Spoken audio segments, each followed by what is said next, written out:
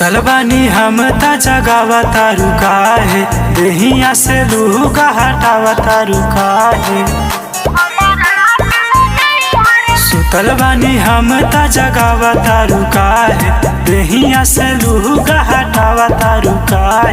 लागे गरमिया बनिया मंगाई देता हो ए राजा हो, हमरा के नैहर पहुँचाई देता हो ए राजा हो, हमरा के नैहर पहुँचाई देता हो ए राजा हो, पहुँचाई दी ना। डीजे अमित तिवारी अपहर।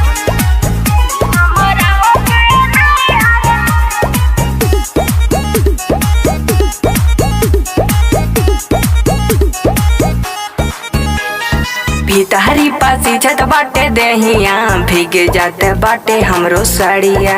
अही से ना बोला हमर धनिया, आवा हम 10 से पोछ दी। भीतरी पासी छत बाटे देहिया, भीगे जाते बाटे हमरो सड़िया। अही से ना बोला हमर धनिया, आवा हम 10 से पोछ दी। गरमी से आवे नहीं निदिया, निदिया पराई देता हो ए राजा हो, हमरा के नैहर पहुँचाई देता हो ए राजा हो, हमरा के नैहर पहुँचाई देता हो, पहुँचाई दी ना। डीजे अमित तिवारी अपहर।